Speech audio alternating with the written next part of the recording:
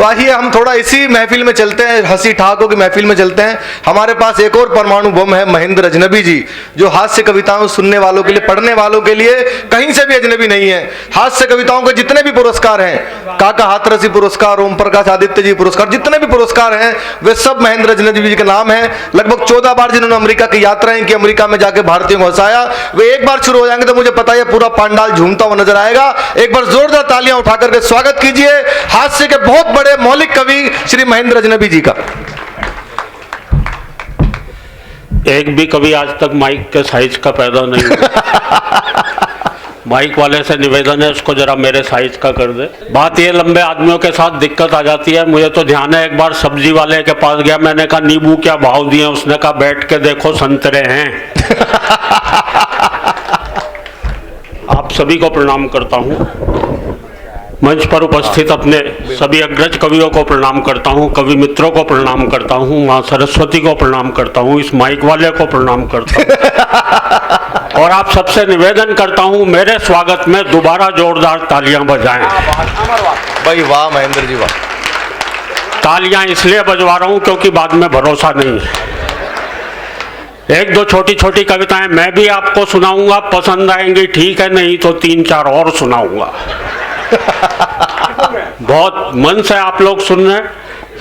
मैं इन बच्चों को प्रणाम करता हूं जो इतने बजे भी भागा दौड़ी में लगे हुए हैं।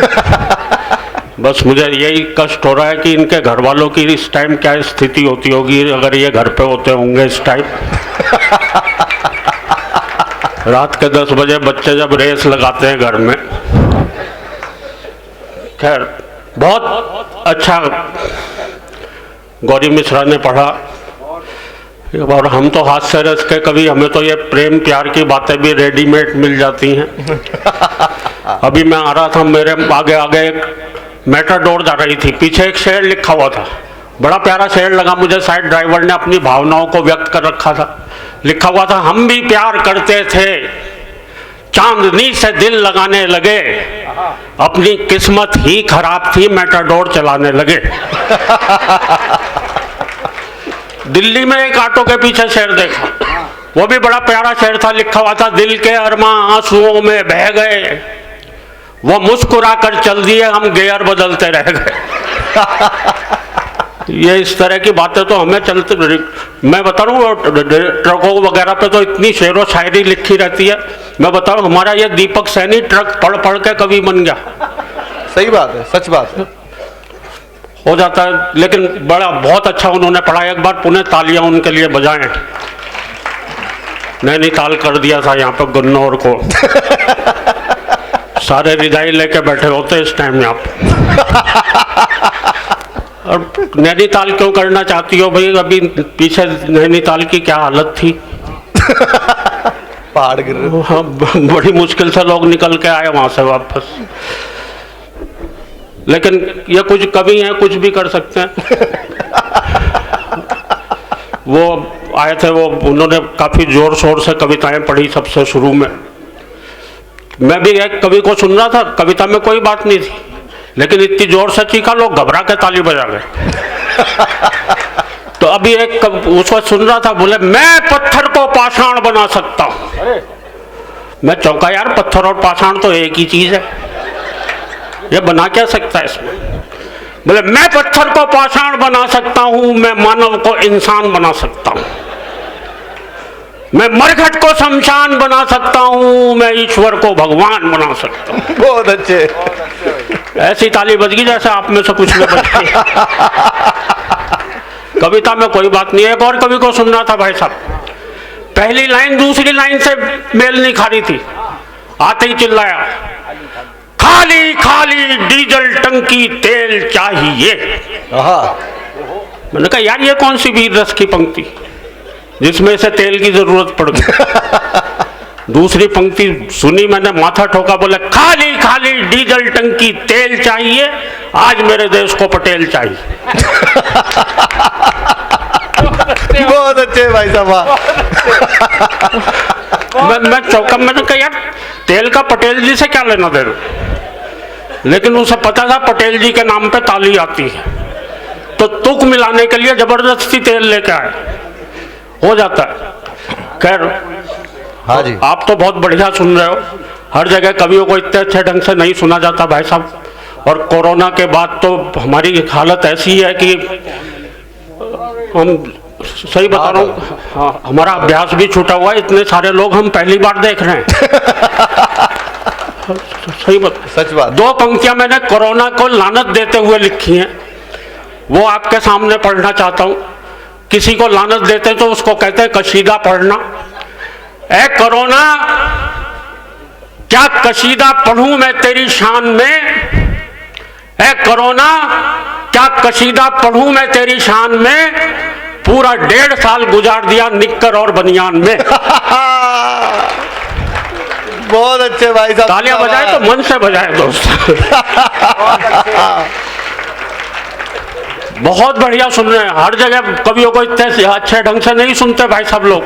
मैं इस रोटरी क्लब को बधाई देता हूँ। गुन्नौर के जितने भी रोटेरियन यहाँ पर बैठे हैं, आपने इतना अच्छा आयोजन करवाया, इतना भव्य आयोजन करवाया, इसके लिए तालियां बनती हैं आपके लिए।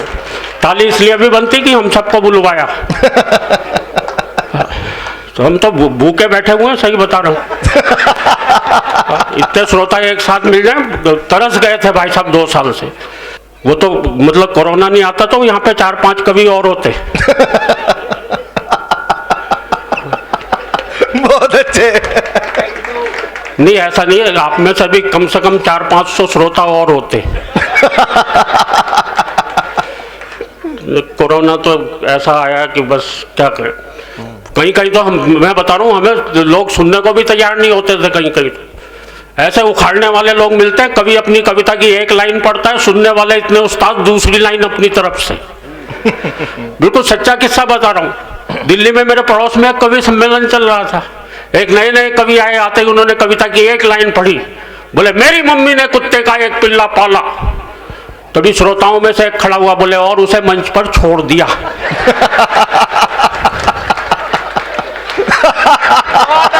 भाई साहब जिंदाबाद, जिंदाबाद महेंद्र जी। वाह, ये भाई साहब तालियां बजाने वाली बात नहीं थी। हाँ, ये कविता मैंने नहीं सुनाई थी, किसी और ही कवि ने सुनाई थी, यहाँ पर भी नहीं है। पर इस तरह की दिक्कतें अक्सर हमारे साथ आती रहती हैं। हमारे एक गीतकार गीत पढ़ रहे थे, धरा बेच देंगे, गगन बेच देंगे। तभी एक खड़ा हुआ, बोले, भैया ये बता दे फिर कहाँ रहेंगे जब सारी चीजें बेच दोगे। और अभी तो मैं भाई साहब पिछले दिन नैनीताल से आ पाए। हाँ, अभी तो मैं पिछले दिनों जेल में गया। जेल में? जेल में, आप गलत अर्थ ना निकालें, वहाँ कवि सम्मेलन था। अच्छा। जेलर, और बहुत बारीक बात आप तक पहुंचा रहा हूँ। बात आप तक पहुंचे तो तालियों से बताना कि बात आप तक पहुंच गई। जेलर महोदय ने कवि सम्मेलन करवाया था, और ये सोच के करवाया था कि शायद कैदियों की सजा में थोड़ी बहुत कमी रह गई है। बहुत अच्छे। बोले, इसलिए इन सबको कविताएं सुनवाई जाए। बहुत अच्छे। अच्छा, नीचे सारे कैदी बैठे हुए लाइन लगाए हुए। कवि आए वीर रस के थे, बड़ी जोर से चीखते हुए बोले, आदमी यूं हालातों में जकड़ा ना जाता, आदमी यूं हालातों में जकड़ा ना जाता। नीचे एक चोर कैदी बैठा था, बोला, भैया कुत्ते की पूंछ ना दबती तो मैं पकड़ा ना जाता। एक बार तालियां बजाए दोस्तों, शुरू होता हूं मैं। क्या बात है भाई साहब, शानदार शानदार, वाह। बहुत ही मन से सुन रहे हैं, बहुत अच्छा आपके बीच आकर के लगा। और यहाँ तो आपने सीधे सीधे कार्यक्रम शुरू कर दिया। बच्चों ने इतना अच्छा डांस किया, यहाँ पर बहुत आनंद आया हमें भी। यहाँ के इतने प्रतिभाशाली बच्चों को सभी को मैं आशीर्वाद देता हूँ। और कोई नेता भी आपने नहीं बुलाया यहाँ पे, वरना हम लोगों के प्रोग्राम से पहले तो काफ़ी देर तक भाषण ही चलते रहते। मैं आपको एक नेताजी का 1 मिनट का भाषण सुनाना चाहता हूँ आपको जोड़ने के लिए। देखें, नेता लोग आते हैं, भाषण देते, कोई नेता भाषण देने में इतना उस्ताद हो जाता है, उससे किसी भी विषय पे भाषण दिलवा लो, चाहे उसे उस विषय का ज्ञान हो या ना हो। सही बता रहा हूँ, जैसे यहाँ पे ये टेंट लगा हुआ है, इसके ऊपर वो 1 घंटे बोल सकता। हुआ क्या कि मेरे मोहल्ले में एक वाटर टैंक बना, उसका उद्घाटन करने जो नेताजी आए, उन्होंने क्या मजेदार भाषण दिया। बोले, भाइयों और बहनों, ये जो आप वाटर टैंक देख रहे हैं, इसमें वाटर भरा जाएगा।